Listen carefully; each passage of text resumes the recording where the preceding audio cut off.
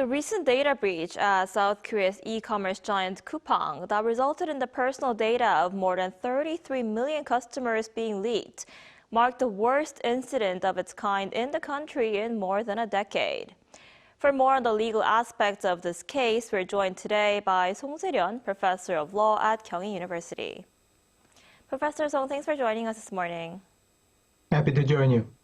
So, Coupang data breach is the latest in a series of cybersecurity incidents in companies here in South Korea, including SK, KT, and Lotte Card. And this prompted legislative efforts to strengthen information security, right? What's your take on this?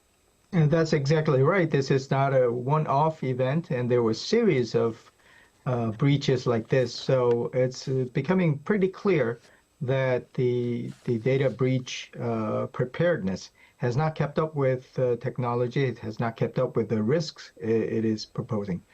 So I think that one response from our legislator, the faster reporting and tougher sanctions, is one way to do it, but I don't think it's a complete picture.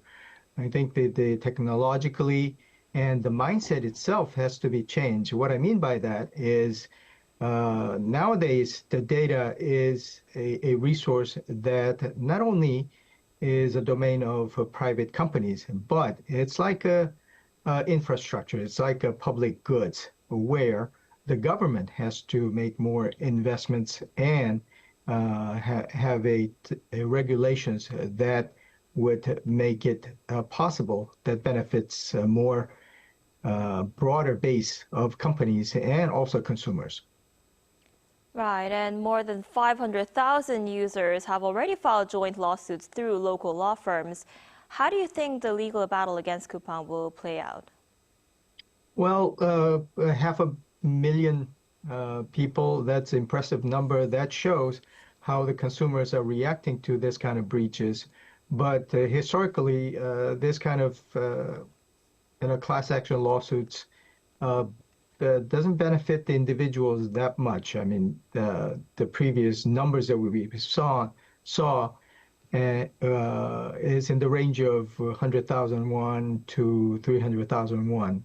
But I think the signaling is pretty significant. I think that the biggest winner in this kind of lawsuit are the lawyers themselves, organizing this kind of action against the big companies. But I think that the symbolic value is there, that this kind of breaches will gather more consumer interest and also more active action, resulting in more class action lawsuits. I see. So there's more of a symbolic meaning to that. And there's also a possibility that the fines imposed on Coupang by the government could reach an all-time high. And authorities are reportedly considering some measures such as suspending business operations and imposing fines that could possibly reach up to 1 trillion Korean won. And that's over 682 million US dollars, I believe. What are your thoughts on this? Well, it's in step with the global trend. I think that Europe has shown some examples that tougher sanctions, including a percentage of their revenues, is a way to go because it sends a very big signal to the companies themselves. But like I said, this is not just about a sanctions or the bigger fines issue, but it's the issue that should be dealt with technologically and also governance aspects of it.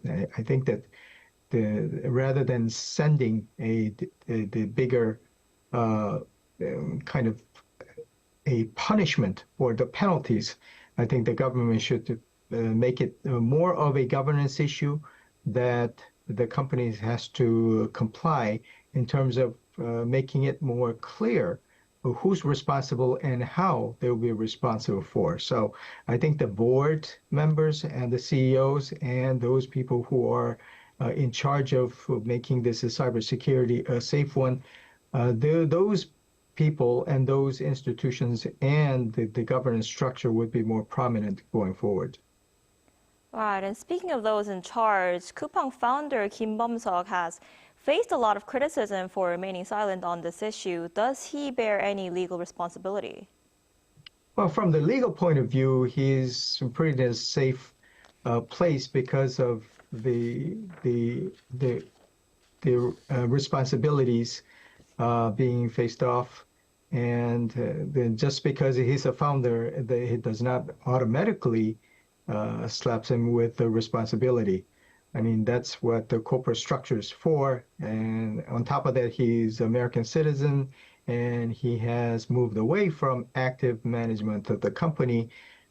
His liability probably will be a big burden to overcome if they want to sue him. However, I think that there's again, the governance responsibility in Europe, even if the law protects you from the liability in terms of structures. But if he has a control over the company in operation, I think that the court will pierce the veil and get him to be more responsible. But in this case, probably it's going to be a big battle.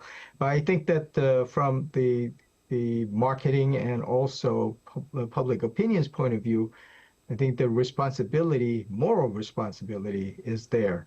I'm not sure about the legal one right away, but I think that his action, contrite, and the public message and the measures he can take on as a founder probably will be more significant.